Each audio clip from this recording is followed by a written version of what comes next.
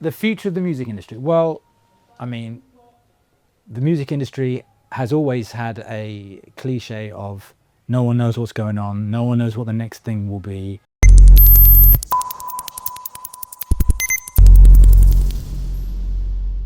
Who are you and where are you from? I'm Alex Neri. I'm a DJ since 83. 83? 83 I started, my brother. I'm from Liguria, actually. I'm from La Spezia, which is a place close to here. And I have a band called Planet Funk. So usually I say I'm Alex Neri from Planet Funk. This is me. That's you. Me, my name's Dan Black. I'm English. I grew up in Great Britain, but I live in France. I'm in Paris. I'm 49. I started making music in, professionally, like 96, 97, but earlier, like in late 80s, 90s is when I started to try and do music. And I'm a singer, composer, producer, solo artist, been in a bunch of bands, proud member of the Planet Funk Collective, the family, and today, well, I'm here in San Remo. I forgot about my age, yeah. I'm 30 plus 25. No, Okay. a friend of mine told me you How have you say always to say Italian? 30, you have to start and say 30 plus. Okay. So I'm 30 years old plus 25. I'm 7.36 plus Plus. 22.95 squared Exactly. divided by This is 12. That's even better because The power of it's more difficult to understand. How did Planet Funk and Dan meet?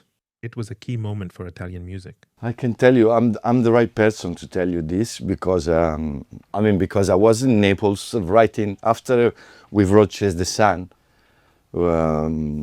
After Chase the Sun, we wrote other songs together, me and my friends, from Naples, which is the band. Basically, Planet Funk is a collective composed from two people, which is me and Marco Baroni from Tuscany, let's say Tuscany and Liguria, and two other guys. Unfortunately, one guy we lost from Naples and another guy from Naples. So it's a mix between Tuscany and Naples, basically. Then I met these guys, Napolitan guys, in UK, and we decided to make music together. Then we went to Naples, and the first track we made was Chase the Sun. So this is the beginning of Planet Funk, basically. We went to Naples because the guy, they had a studio in Naples. Then we wrote many, let's say we wrote music in the beginning, without any singer. We started from Chase the Sun, but after Chase the Sun, we've been thinking to make something different, not only, an album with one singer. Because the collective, at the time, you remember people like Massive Attack, Groover Maida, they were usually made a lot of songs with different singers. Heart of some producers and writers who then brought in. Exactly.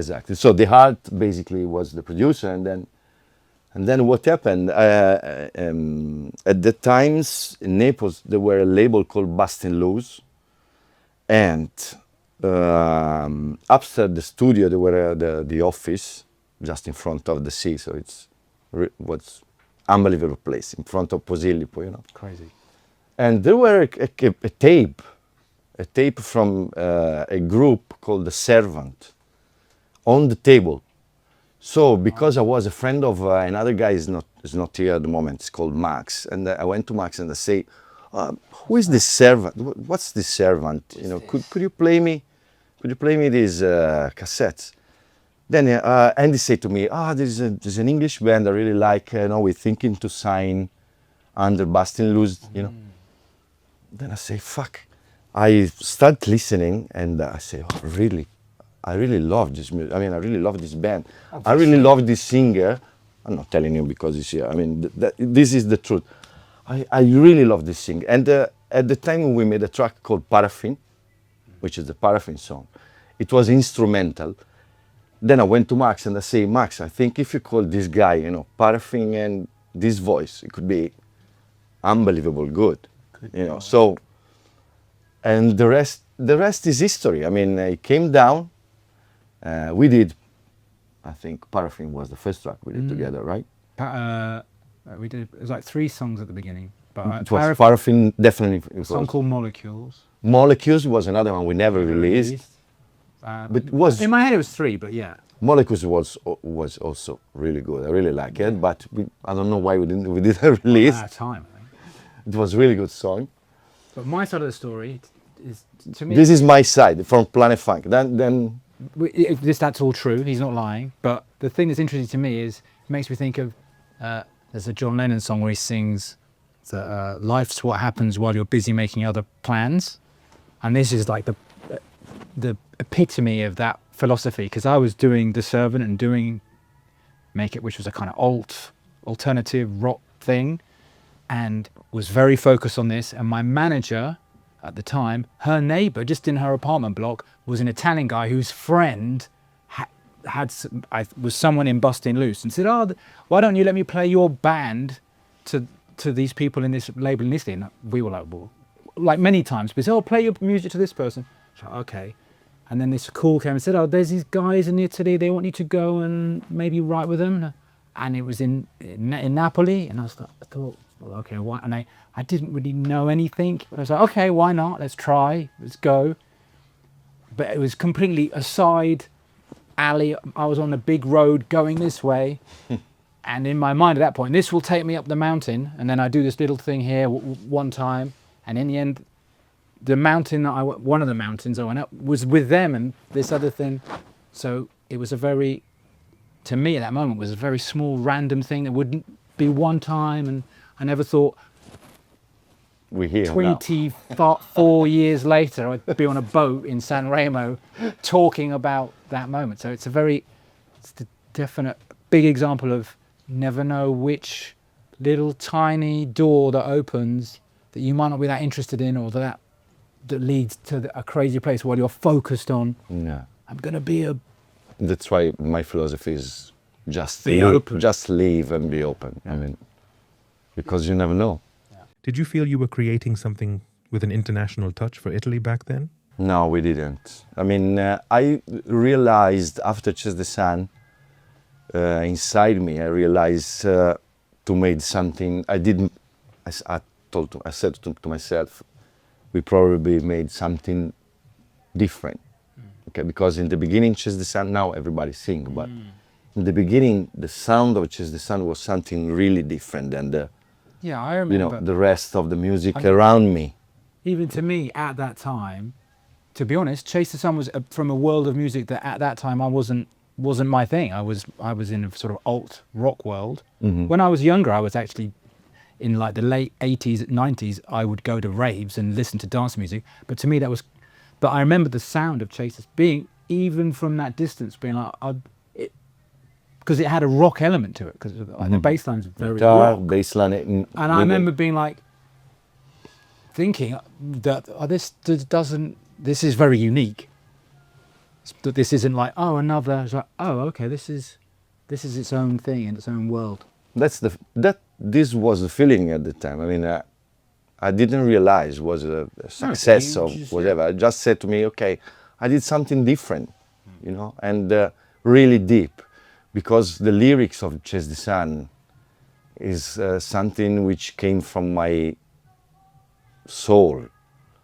I mean, Chase the Sun, it happens because I had a crazy experience I went out of my body. You didn't know. I was in Cuba, and I had this experience, and it's something difficult to explain here now. But after this crazy spiritual experience, I went back and I say, okay, when I do my next song, I have to to write something about light. That's why it's called Chase the Sun. Because I pushed hard to say, okay, please, let's say something about light, energy, light, because I had this crazy experience. Mm-hmm. So when we finished, the track was instrumental, but we pushed hard to put the lyrics. That's why we pushed hard to put the lyrics. And we didn't find any other melody. We just sing, on top of the hook guitars. but the lyrics is coming from there. I don't know. It's really spiritual things. Sanremo was once a label showcase. Now it's a platform for new music. How does it feel to be here today? I mean, we passed, a difficult time in the last 10 years because, as I told you, we lost one of our member, and it was difficult. We wrote, a lot of music to find a new direction, and blah, blah, blah. It was a very difficult time. I think after a while, we wrote this new single now, which is a cover, basically. What's the name? Nights in White Satin. Yes, I think White Satin. And the radio, it went really good on the radio, to be honest. And we hear because, Carlo Conti decided to call us. That's it. And the funny thing is, we are not part of any major company or, we were not part of the system because we do basically ourselves. We are completely independent. We have our management, we have our radio plugger, we have our label. So the good thing is there is still people like Carlo Conti, which probably don't care about the pressure of the measure, and he listen the track on the radio and they say, I want the Planet Funk this time. And this is also cool. The funny story is, yeah, you're right. I mean, we here as an Italian band, but international singers, and representing, it's very weird. Yeah, we are in Italian, typical Italian. Sure. But it's also true, as you said before, I mean, Sanremo they opened, the last 10 years changed completely. I mean, if you remember 10 years ago, nobody was looking Sanremo anymore. So, it was almost finished, to be honest. Then they changed something. They called some new... It's like us. Yeah, it's like the same story. The same story, yeah. They changed something new, fresh, for the young kids. So, and let's say at the moment, everybody is stuck in front of TV to watch Sanremo this time. So for us, it's going to be also, why not, telling you? It's a good opportunity to show to the young generation who we are and where we're coming from. Because most of the people knows our song, maybe they don't know our face. Also, this is another true thing because we are a collective. So apart Dan, which is one of the most, how do you say in English, recognizable, because he's a front man and because he's real, he's an original singer and crazy handsome and crazy good. Yes, that's right. You're right. Apart this, and it's gonna be cool. It's gonna be a good test tonight. Yeah, it's gonna be fun. Planet Funk brought you to Italy and started this journey. But Dan, I'd love to hear from your perspective. What did it mean for you to be part of an Italian band with a global presence? It's interesting. When I was I didn't really, when it first happened, as I said, it was kind of nothing I planned and it was a bit of a surprise. And at first, I don't think I appreciate it. But as I've gotten older, more and more, it's one of the most wonderful things that ever happened to me because I don't feel very English in a way. I feel very European and very even whatever. What's the for the world? The adjective of someone who comes, a man of the world, cosmopolitan, exactly. And to live that true, to life is short, and to have my life is so much richer for spending so much time in these other cultures and making art and doing business, and he's so complicated and fascinating and different, and so I'm so what a gift. I'm like crazy happy and thankful. What do you think about the future of the music industry? You want to go first or want me to go first? I want you to go first. What do I think about the future of the music industry? Well, the music industry has always had a cliche of no one knows what's going on, no one knows what the next thing will be, and for whatever's a big success, there's a group of people trying to find more of those. Oh, Elvis, we need more Elvises. Oh, Amy Winehouse, we need more Amy Winehouse. Oh, Oasis, we need, And that always fails because something that no one else expected comes along. So, I mean, it's a massive subject to talk about the future. I'm excited, and it's much more atomized now. Like, it's no longer the central force in youth culture, particularly in culture, in the way it was. But that's not a bad thing. And, you know, if you think of music over hundreds of years and not just the last 60, then I think it's in a crazy healthy state. And the thing I'm excited about is the fact that things happen. They're always like, I never imagined someone would, you know, someone invents reggae, or someone comes up with hip hop, or someone plugs an electric guitar in and turns it up too loud till it distorts and goes, this sounds great. And the man who made it's like, no, it's too loud. But that becomes the sound.